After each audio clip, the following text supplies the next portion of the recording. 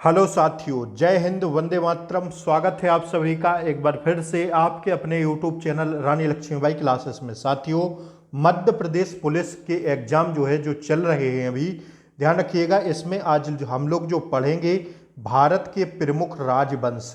ध्यान रखिएगा आप लोग, भारत के प्रमुख राजवंश से साथियों आपके शिफ्टों में जो प्रश्न आ रहे हैं वह साथियों 4 से 5 प्रश्न डेली देखने को मिल रहे हैं, चाहे फर्स्ट शिफ्ट हो या सेकंड शिफ्ट हो या साथियों थर्ड शिफ्ट हो। तो ध्यान रखिएगा, इस क्लास को आपको पूरी देखना है, बिल्कुल भी स्किप नहीं करना है। और अगर आप लोग चैनल पर नए हों तो सब्सक्राइब कर दीजिए, बेल आइकन प्रेस कर दीजिए ताकि आगे आने वाली क्लासों का नोटिफिकेशन आपको सबसे पहले मिले। साथियों, क्लास को लाइक कर दें और एक बार फटाफट शेयर कर दें। आइए हम लोग देखेंगे आज भारत के प्रमुख राजवंश एवं शासक के बारे में। साथियों, इस क्लास को आपको पूरी देखना पड़ेगा, बिल्कुल भी स्किप नहीं करना है, क्योंकि अगर आप लोग थोड़ी सी भी स्किप करेंगे तो साथियों फिर क्लास समझ में नहीं आने वाली। तो आइए स्टार्ट करते हैं आज की क्लास को। देखिए, स्टार्टिंग में जो भारत के प्रमुख राजवंश थे व शासक थे साथियों, किन्होंने भारत पर शासन किया, कौन कौन राजवंश हमारे भारत देश में शासन किए, हम लोग एक तरफ से एक नज़र में साथियों सारे राजवंशों को समाप्त कर देंगे। ठीक है, इस क्लास में आइए। तो प्राचीन भारतीय इतिहास के भारत पर कई राजवंशों सम्राट ने शासन किया, आधिपत्य किया, इतना आप लोग जानते होंगे।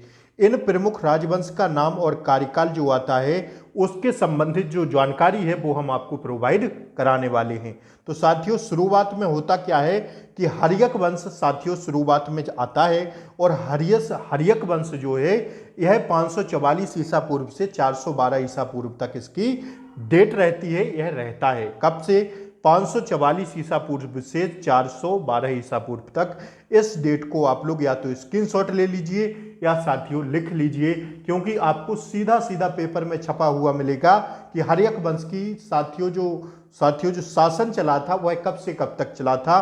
तो अगर आप लोगों को डेट याद मालूम नहीं होगी तब पेपर में एग्जाम में गलत होगा 100%। ठीक है, तो आइए देखिए, हर्यक वंश में प्राचीन भारत के हर्यक वंश का कार्यकाल जो है 544 ईसा पूर्व से 412 ईसा पूर्व तक जाना जाता है। ठीक है, इसके बाद हर्यक वंश के शासकों की जानकारी निम्नानुसार है जो हम आपको देने वाले हैं। पहले नंबर पर आता है हर्यक वंश में बिंबिसार। कौन आता है साथियों? बिंबिसार, जिसका शासन रहा 544 से 492 ईसा पूर्व तक। हर्यक वंश का यह प्रथम शक्तिशाली शासक था। कौन? बिंबिसार। इस पॉइंट को आपको नोट करना है कि बिंबिसार कौन था।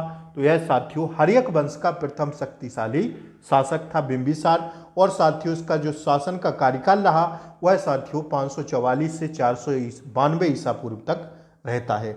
इसकी राजधानी गिरिवज्र, जिसे हम लोग राजगृह कहते हैं। क्या है? ध्यान रखिएगा, बिंबिसार की जो राजधानी है वह साथियों गिरिवज्र या साथियों हम लोग राजगृह कहते हैं। ठीक है, आइए अगला पॉइंट हम लोग देखेंगे।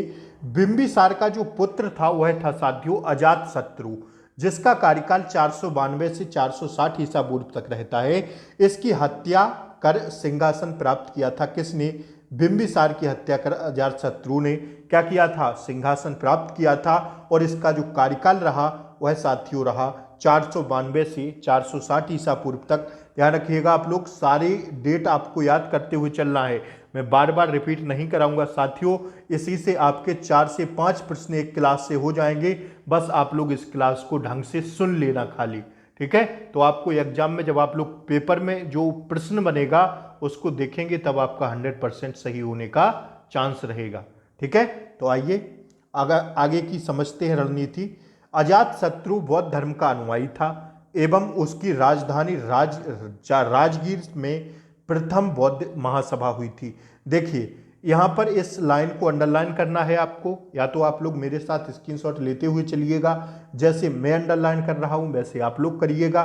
ठीक है ना? देखिए, अजातशत्रु बौद्ध धर्म का अनुयायी था एवं उसकी राजधानी राजगीर में प्रथम बौद्ध महासभा हुई थी। कहाँ पर? उसकी राजधानी क्या थी? राजगीर में क्या हुई थी? प्रथम बौद्ध सभा हुई थी। इस पॉइंट को आप लोग अंडरलाइन करके नोट कर लेना। ठीक है, आगे क्या है साथियों? आगे देखिएगा, पाटलिपुत्र वर्तमान पटना की स्थापना का श्रेय उदयन को जाता है। ठीक है, किसको जाता है? उदयन को जाता है। That's your answer. इस पॉइंट को भी आप लोग छाप के लिख लेना। ठीक है, आइए बढ़े अगले प्रश्न की, अगले वंश की तरफ, क्योंकि हम लोग राजवंश देख रहे हैं। क्लास को एक बार लाइक कर दें और चैनल पर नए हो तो सब्सक्राइब कर लें। और साथियों एक बात और इम्पोर्टेंट है आप लोगों के लिए कि पहले क्लास हमने 4 या 5 नंबर की ली है। किसकी? देखिए, मैं आपको यही आपकी जीएस समाप्त करवा दूंगा, आपको घबराने वाली बात नहीं है। मैंने आपको एमपी जीके पढ़ाई है, आपको साइंस की क्लासें लगभग 37 क्लासें दी हैं साथियों। लेकिन इस टाइम जो मैं आपको क्लासें प्रोवाइड करा रहा हूं वह क्लासें सीधे सीधे एग्जाम में जो प्रश्न छप रहे हैं जहां से जैसे भी मैं आपको क्लासें दे रहा हूं। तो साथियों ध्यान रखिएगा, पहली जो क्लास मैंने आपको दी थी वह दी थी लोक नृत्य की, क्योंकि साथियों लोक नृत्य से 4 से 5 प्रश्न बन रहे थे। इसके बाद मैंने ली थी शास्त्रीय नृत्य की क्लास। कल की जो हमारी क्लास थी वह शास्त्रीय नृत्य की क्लास थी। आज की जो हमारी क्लास है राजवंश की क्लास है। इन तीनों क्लासों को आप लोग देख लीजिएगा साथियों, आपका पेपर में 10 नंबर का हल स्वयं हो जाएगा 3 क्लासों से। अब आपको करना क्या है, जो लोक नृत्य की क्लास है साथियों वह इसी क्लास के नीचे डिस्क्रिप्शन बॉक्स में आपको मिल जाएगी। और जो उसकी क्लास है साथियों, किसकी? ध्यान रखिएगा आप लोग, जो शास्त्रीय नृत्य की क्लास है, भारत की जो प्रमुख शास्त्रीय नृत्य थी उसकी जो क्लास है वो भी आपको इसी क्लास के नीचे डिस्क्रिप्शन बॉक्स में मिल जाएगी। तो आप लोगों को डिस्क्रिप्शन बॉक्स में इस क्लास को देखने के बाद जरूर जाना है और साथियों वहां से दोनों क्लासें वो देखना है, इस क्लास को पूरी कंप्लीट करना है। तो आइए अब बगैर समय को गवाए हुए हम लोग स्टार्ट करते हैं। फटाफट मैं आपको इस क्लास को कवर करवा रहा हूं, बस आप लोग क्लास को लाइक कर दें, चैनल पर नए हो तो सब्सक्राइब कर लें ताकि आगे आने वाली क्लासों का नोटिफिकेशन आपको सबसे पहले मिले। एक बार क्लास को लाइक कर दें और शेयर कर दें। दूसरे नंबर पर जो वंश आता है वह आता है साथियों नंद वंश। इसका जो शासन चला वह साथियों 344 ईसा पूर्व से 322 ईसा पूर्व तक रहा। प्राचीन भारत के नंद वंश का कार्यकाल 344 ईसा पूर्व से 322 ईसा पूर्व तक रहता है। नंद वंश के शासकों की जानकारी निम्नानुसार है। देखिए, पहले नंबर पर मैंने आपको बताया हर्यक वंश, दूसरे नंबर पर मैं आपको बता रहा हूं नंद वंश। अब इसमें साथियों जो जानकारी है वो निम्नानुसार है। कौन कौन से राजा है? बिंबुसार। और साथियों कौन थे उसमें? आपको साथियों हर एक पॉइंट लिखना पड़ेगा, तब जाके पेपर में क्या होगा, आसान लगेगा। देखिए, नंद वंश का अंतिम शासक था घनानंद। कौन था साथियों? धनानंद। That's your answer. इस पॉइंट को लिख लीजिए। नंद वंश का अंतिम शासक था धनानंद। इसके शासन का काल साथियों सिकंदर के भारत पर आक्रमण किया था तब इसका क्या था, तब इसके शासन का काल में भारत में किसने? सिकंदर ने आक्रमण किया था। किसके शासन काल में? ध्यान रखिएगा, धनानंद के शासन काल में। यह सारे प्रश्न आपसे पूछे जाएंगे। देखिए, इसके बाद सिकंदर का आक्रमण कैसे होता है। सिकंदर साथियों मकदूनिया के शासक फिलिप का पुत्र 326 ईसा पूर्व में भारत पर आक्रमण किया। किसने? सिकंदर ने। पंजाब के राजा पोरस ने सिकंदर के साथ झेलम नदी के किनारे हाइड स्पीच का युद्ध बिस्तरासी युद्ध के साथ हार गए थे। कौन? High Prestige. ठीक है, हाइड स्पीच का युद्ध बितस्ता का युद्ध लड़ा था परंतु हार गए थे। इस बात को आप लोग ध्यान रखिएगा। किससे? सिकंदर से। आइए अगला पॉइंट देखिए, वह भारत भूमि छोड़कर बेबीलोन चला गया था सिकंदर, जहां 323 ईसा पूर्व में उसकी मृत्यु हो गई थी। ठीक है, आइए अब देखते हैं मौर्य वंश।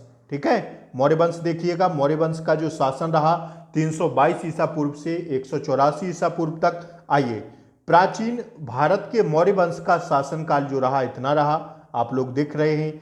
मौर्य वंश के शासकों की जानकारी निम्नानुसार है जो मैं अभी आपको देने वाला हूं, बस आप लोग बने रहिएगा। आइए देखिए, पहले नंबर पर आता है मौर्य वंश में चंद्रगुप्त मौर्य।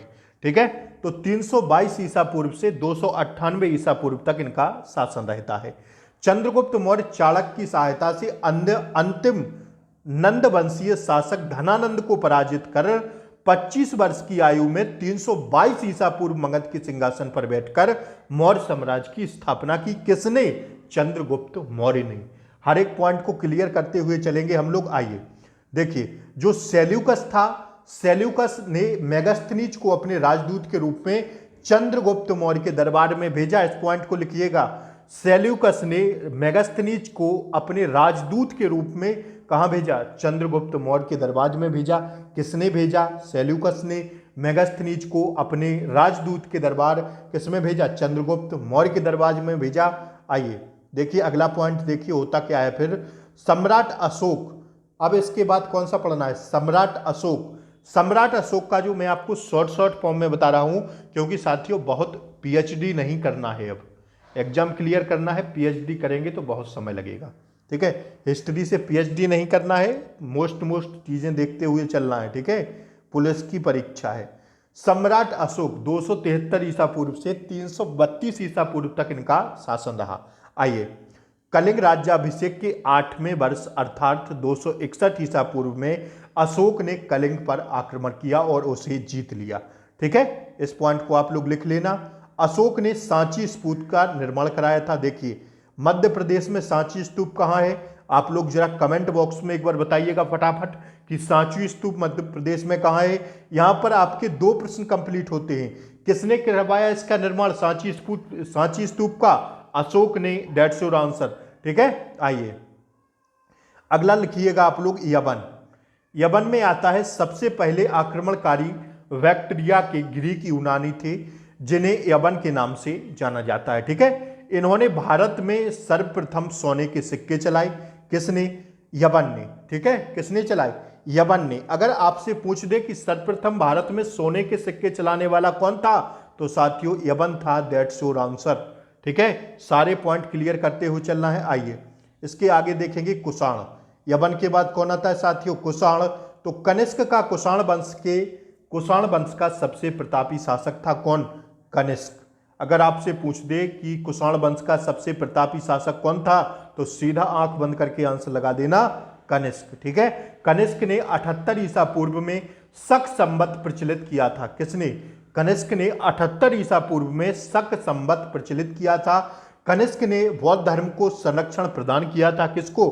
कनिष्क ने ही साथियों बौद्ध धर्म को क्या किया था? संरक्षण प्रदान किया था। अब इसके बाद क्या होता है? इसके समय कश्मीर के कुंडल वन में वसुमित्र की अध्यक्षता में चतुर्थ बौद्ध संगीत समिति होती है। चतुर्थ बौद्ध जो समिति होती है इसमें आयोजित की गई थी। कनिष्क के शासनकाल में बौद्ध प्रतिमा की पूजा, देखिए कनिष्क के शासनकाल में बौद्ध प्रतिमा की पूजा महायान शाखा आरंभ हुई थी। कौन सी? इस पॉइंट को भी हम लोग इग्नोर नहीं कर सकते साथियों। लिखिएगा कि कनिष्क के शासनकाल में बौद्ध प्रतिमा की पूजा महायान शाखा का प्रारंभ हुआ था, ठीक है ना। आइए अब आगे बढ़ेंगे हम लोग। आगे आता है साथियों गुप्त वंश, ठीक है। गुप्त वंश का जो शासन रहा वह साथियों 275 ईसा पूर्व से 570 ईसा पूर्व तक रहा। इसको होता क्या है? प्राचीन भारत के गुप्त वंश का कार्यकाल 275 ईसा पूर्व से 570 ईसा पूर्व माना जाता है। गुप्त वंश के शासकों की जानकारी निम्नानुसार है, ठीक है। अब हम लोग कौन सा वंश पढ़ रहे हैं? गुप्त वंश। आइए देखते हैं गुप्त वंश को। इसका साथियों चंद्रगुप्त प्रथम ने 319 ईसा पूर्व से 335 ईसा पूर्व तक शासन संभाला। चंद्रगुप्त प्रथम ने 319-320 ईस्वी में चंद्रगुप्त संवत प्रारंभ किया। इसने महाराजाधिराज की उपाधि धारण की। किसने? चंद्रगुप्त प्रथम को ही किसकी उपाधि थी साथियों? ध्यान रखिएगा आप लोग, महाराजाधिराज राजा की उपाधि किसको थी? चंद्रगुप्त प्रथम को। स्टार लगा के छाप लेना, ठीक है। आइए इसके बाद देखिए समुद्रगुप्त का जो शासन रहा साथियों वह रहा 335 ईसा पूर्व से 375 ईसा पूर्व तक। समुद्रगुप्त पर प्रकाश डालने वाली अत्यंत प्रमाणिक जो सामग्री है वह है प्रयोग प्रशस्ति। क्या है? प्रयोग प्रशस्ति, प्रयाग प्रशस्ति, ठीक है। ध्यान रखिएगा इसको, जो है समुद्रगुप्त पर प्रकाश डालने वाली अत्यंत प्रमाणिक जो क्या है सामग्री है वह है प्रयाग प्रशस्ति, ठीक है। इसके रूप में उपलब्ध है। बात करते हैं समुद्रगुप्त की, तो समुद्रगुप्त द्वितीय का काल साहित्य और कला का स्वर्ण युग कहा जाता है, ठीक है। समुद्रगुप्त द्वितीय का जो काल कहा जाता है वह साहित्य और कला का स्वर्ण युग कहा जाता है, दैट्स योर आंसर। आइए अगले पॉइंट देखिएगा। चंद्रगुप्त द्वितीय के दरबार में विद्वानों एवं कलाकारों को आश्रय प्राप्त था। उसके दरबार में 9 रत्न थे, ठीक है। 9 रत्न किसके दरबार में थे? चंद्रगुप्त द्वितीय के दरबार में थे। चंद्रगुप्त द्वितीय ने शकों को पराजित कर विक्रमादित्य की उपाधि धारण की थी। चंद्रगुप्त द्वितीय ने शासन काल की चीनी यात्री फाहियान, ठीक है, 399 से 412 ईस्वी भारत पर आक्रमण किया था। ठीक है, भारत पर यात्रा कर आया था। कौन? चंद्रगुप्त द्वितीय के दरबार में आए थे भैया। तुम्हारे कौन आए थे साथियों? फाहियान आया था चंद्रगुप्त द्वितीय के दरबार में, जो साथियों अंग्रेजों का लेकर आया था। फाहियान जो साथियों क्या था, भारत पर यात्रा कर रहा था। 399 ईसा पूर्व से 412 ईसा पूर्व के बीच आया था। आइए, इसके बाद आता है पुष्पभूति वंश, जिसे हम लोग वर्धन वंश भी कहते हैं। प्राचीन भारत के वर्धन या वर्धन वंश का कार्यकाल 275 ईसा पूर्व से 570 ईसा पूर्व जाना जाता है, जिसे पुष्पभूति वंश भी कहा जाता है। वर्धन या वर्धन वंश पुष्पभूति वंश के शासकों द्वारा जानकारी जो है निम्नानुसार है। आइए, पहले नंबर पर आता है हर्षवर्धन। 606 ईसा पूर्व से 647 ईसा पूर्व तक हर्ष ने अपनी राजधानी थानेश्वर से कन्नौज स्थानांतरित की। अगर बात करें साथियों हम दक्षिण में उसकी जो सेनाओं को 620 ईसा पूर्व से चालुक्य नरेश पुलकेशन द्वितीय ने नर्मदा के तट के पीछे खदेड़ दिया था। किसने? दक्षिण में उसकी सेनाओं ने, किसकी सेनाओं ने? थानेश्वर से कन्नौज स्थानांतरित की थी हर्ष ने अपनी राजधानी। ठीक है, तो साथियों चालुक्य नरेश पुलकेशन द्वितीय ने नर्मदा नद के तट के पीछे खदेड़ दिया था। ठीक है, आइए अगला पॉइंट देखिएगा। उसने संस्कृत में नागनंद, रत्नावली तथा प्रियदर्शिका नामक नाटकों की रचना की थी। इसने कादंबरी और हर्षचरित के रचयिता बाणभट्ट और चीनी विद्वान हेनसांग, ठीक है, जिसे हम लोग सी यू की रचयिता को आश्रय प्रदान किया था। ठीक है, सारे पॉइंट लिखिएगा इनके बारे में। ठीक है, हर्षवर्धन, आइए, ठीक है, इसने कादंबरी, हर्षचरित के रचयिता बाणभट्ट और चीनी विद्वान हेनसांग सी यू की का रचयिता को आश्रय प्रदान किया था। आइए साथियों, तो यहां पर होती है अपनी क्लास समाप्त। आज साथियों मैंने आपको भारत के मोस्ट इंपोर्टेंट राजवंश पढ़ाए हैं, जो आपको परीक्षाओं में साथियों कारगर साबित होंगे। आपके 3 से 4 प्रश्न इस क्लास से कंप्लीट हो जाएंगे। उन दोनों क्लासों को जरूर देख लीजिएगा। लोक नृत्य की क्लास है और साथियों शास्त्रीय नृत्य की क्लास है, जो कि अति महत्वपूर्ण है पेपर के हिसाब से। तो प्लीज चैनल पर नए हो तो सब्सक्राइब कर लें, बेल आइकन प्रेस कर दें, ताकि आगे आने वाली क्लासों का नोटिफिकेशन आपको सबसे पहले मिले। तो जय हिंद, मिलते हैं कल कोई अच्छे से टॉपिक के साथ जो आपके पेपर में पूछे जा रहे हैं। प्लीज एग्जाम एनालाइज देखना बंद करिएगा, उससे कुछ नहीं होता है। पढ़ाई पर कंटिन्यू फोकस करिएगा, जो आपके पेपर में जरूरी रहता है। ठीक है, इसलिए विशेष ध्यान दीजिए चीज़ों को और पढ़ते रहिए। जय हिंद, मिलते हैं फिर कल कोई अन्य टॉपिक के साथ। तब तक के लिए जय Hind, take care, bye bye, नमस्कार।